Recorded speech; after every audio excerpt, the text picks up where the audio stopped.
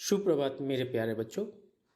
आज हम संचयन भाग 2 का पहला पाठ आरंभ करेंगे, जिसका शीर्षक है हरियर काका। इस पाठ को मिथिलेश्वर जी ने लिखा है। सबसे पहले पाठ के बारे में एक संक्षिप्त जानकारी दे देना चाहता हूँ। यह पाठ 4 भाइयों के ऊपर आधारित है।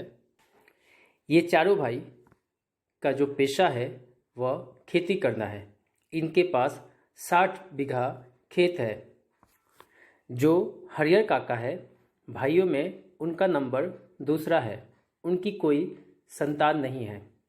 उन्होंने 2 शादियां की हुई होती है, परंतु दोनों में से किसी भी पत्नी ने औलाद दिए बिना ही स्वर्ग सिधार गई।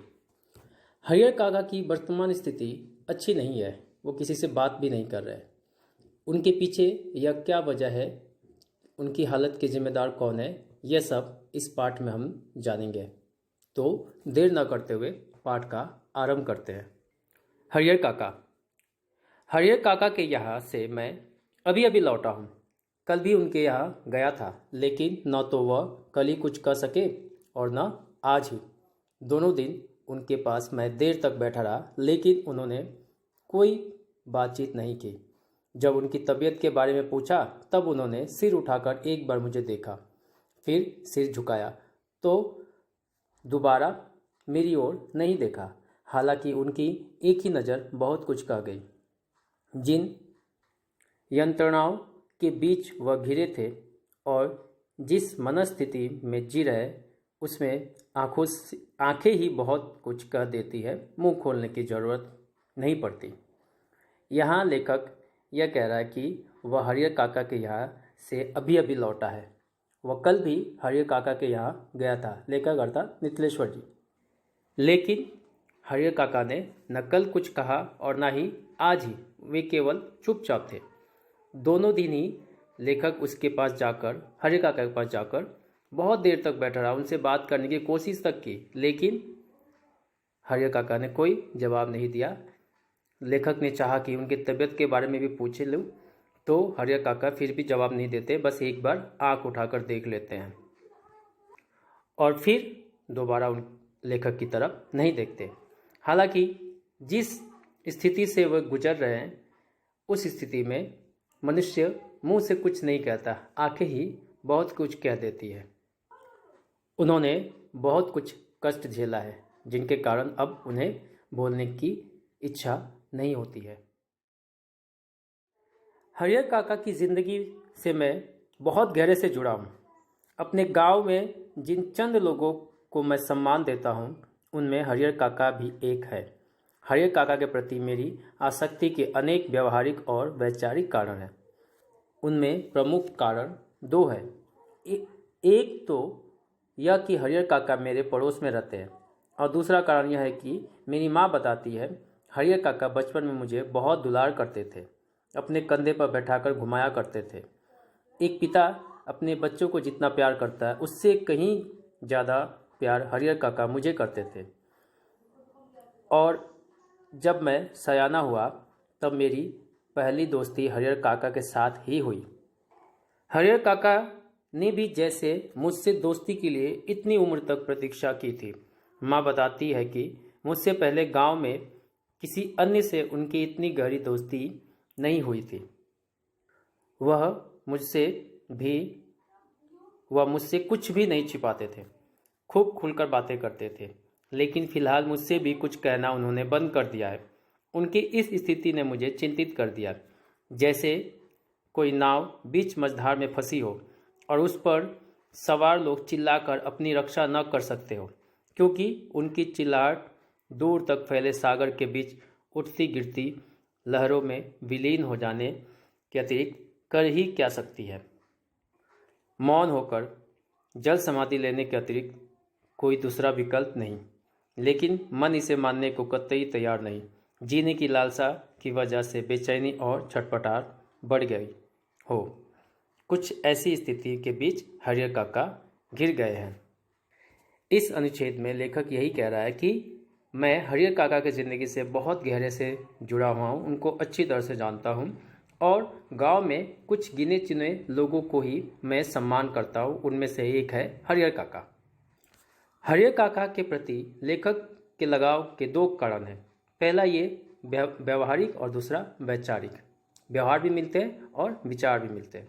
उनके प्रमुख दो कारण हैं में से एक यह है कि एक तो हरिहर काका लेखक के पड़ोस में रहते हैं और दूसरा यह कि लेखक जब छोटा था तो लेखक की माँ ने बताया था कि हरिहर काका उसे बहुत प्यार करते थे, उसे कंधे पर बैठाकर घुमाते थे।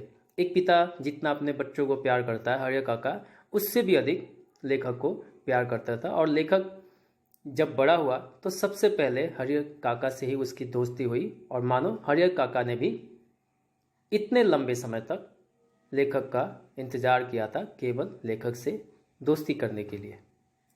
हरिहर काका लेखक से कुछ भी नहीं छिपाते थे, लेकिन अभी वर्तमान स्थिति ऐसी आ गई है कि हरिहर काका ने भी लेखक से कुछ कहना बंद कर दिया है। हरिहर काका की जो स्थिति है वह लेखक को बहुत चिंतित में डाल रही है। लेखक को ऐसा लग रहा है कि हरिहर काका की स्थिति ऐसी हो गई जैसे कोई नाव पे सवार हो और बीच समंदर में फंसा हुआ हो, वो मदद के लिए पुकार रहा हो, लेकिन उसकी मदद की आवाज़ लोगों तक नहीं पहुंच पा रही है। समुद्र की जो लहरें हैं उसमें लगकर वह वापस चली जा रही है। बेचारा कुछ कर ही नहीं सकता।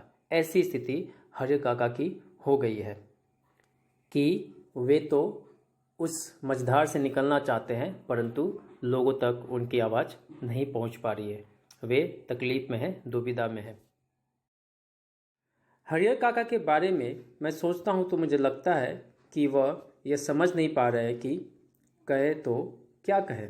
अब कोई ऐसी बात नहीं जिसे वह कहकर हल्का हो सके, कोई ऐसी उक्ति नहीं जिसे कहकर वह मुक्ति पा सके। हरिहर काका की स्थिति में मैं भी होता तो निश्चय ही इस गूंगेपन का शिकार हो जाता। हरिहर काका इस स्थिति में कैसे आ फंसे, यह कौन सी स्थिति है, इसके लिए कौन जिम्मेदार है, ये सब बताने से पहले अपने गांव का और ख़ासकर अपने गांव की ठाकुरबाड़ी का संक्षिप्त परिचय मैं आपको दे देना उचित समझता हूँ, क्योंकि उसके बिना तो यह कहानी अधूरी ही रह जाएगी। मेरा गांव कस्बई शहर आरा से 40 किलोमीटर की दूरी पर है। हसन बाजार बस स्टैंड के पास गांव की कुल आबादी 2,500 से 3,000 होगी। गांव में 3 प्रमुख स्थान है। गांव के पश्चिम के किनारे बड़ा सा तालाब, गांव के मध्य स्थित बरगद का पुराना वृक्ष और गांव के पूरब में ठाकुर जी का विशाल मंदिर, जिसे गांव के लोग ठाकुरबाड़ी कहते हैं। यहाँ लेखक यह कह रहा है कि हरिहर काका के बारे में जब वो सोचता है तो उसे लगता है कि हरिहर काका समझ नहीं पा रहे हैं कि कहे तो क्या कहे।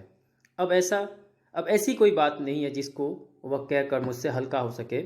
ऐसी कोई उपाय नहीं है जिसे कहकर वह इस संकट से मुक्ति पा सके। निश्चय ही हरिहर काका जिस स्थिति में है, अगर मैं भी उस स्थिति में रहता तो शायद उनकी तरह गूंगेपन का शिकार हो जाता। हरिहर काका ऐसी स्थिति में कैसे आ फंसे, यह स्थिति कौन सी है, इसके लिए कौन जिम्मेदार है, यह सब लेखक बताना चाहता है। लेकिन बताने से पहले वो अपने गांव के बारे में, खास करके गांव के ठाकुरबाड़ी के बारे में संक्षिप्त परिचय देना चाहता है। वो बताता है कि ठाकुरबाड़ी का जिक्र किए बिना हरिहर काका की कहानी अधूरी मानी जाएगी। लेखक अब यहाँ अपना गांव का परिचय दे रहा है कि मेरा गांव कस्बई शहर आरा से 40 किलोमीटर दूर पर है, हसन बाजार बस स्टैंड के पास। गांव की कुल आबादी 2,500 से 3,000 होगी। गांव में 3 प्रमुख स्थान है।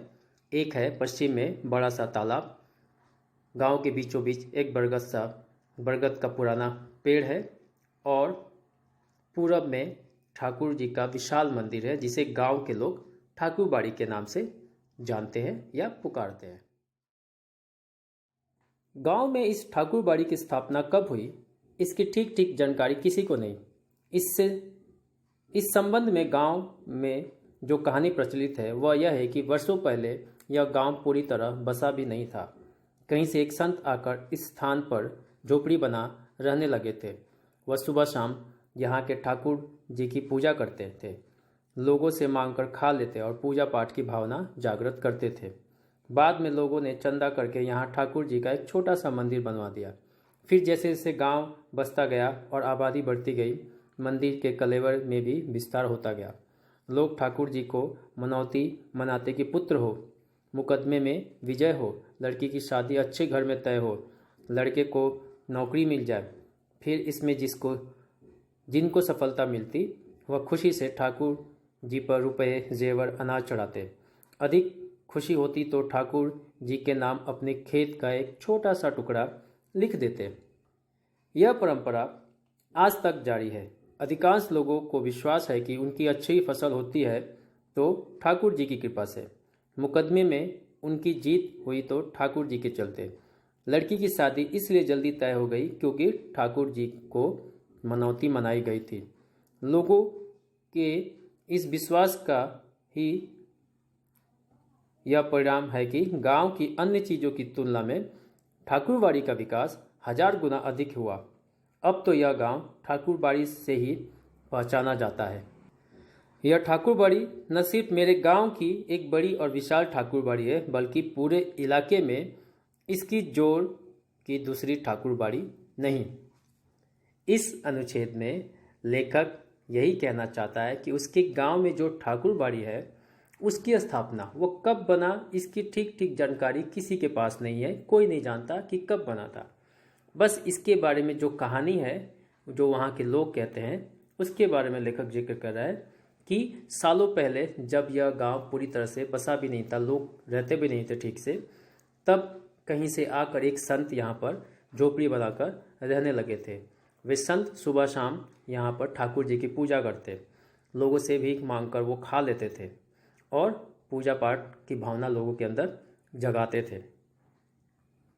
बाद में लोगों ने ही चंदा इकट्ठा करके एक छोटा सा ठाकुर जी का मंदिर बनवा दिया। फिर जैसे जैसे गांव बसता गया, आबादी बढ़ती गई, मंदिर में लोगों का कलेवर में भी विस्तार होता गया, अर्थात लोग उस पर चढ़ावा चढ़ाते गए। लोग ठाकुर जी के यहाँ मनौती भी मनाते कि मेरे घर में पुत्र पैदा हो, मुकदमा लड़ रहा हूँ उसमें मेरी जीत हो, मेरी लड़की की शादी अच्छे घर में तय हो जाए और अगर मेरा कोई लड़का है तो उसे अच्छी नौकरी मिल जाए। और जिनकी यह मन्नत पूरी होती वह खुशी खुशी ठाकुर जी को पैसे, रुपए, जेवर, अनाज, जो कुछ भी वो दे सकता था वो दे देता था। कोई अधिक खुश होने पर ठाकुर जी के नाम जमीन का टुकड़ा कर देता था। यह परंपरा आज भी जारी है। वहाँ के अधिकतर लोगों का यह मानना है कि उसकी फसल अच्छी हुई तो ठाकुर जी की कृपा से, मुकदमे में जीत हुई तो ठाकुर जी के चलते, लड़की की शादी अच्छे घर में जल्दी तय हो गई तो ठाकुर जी की कृपा की वजह से।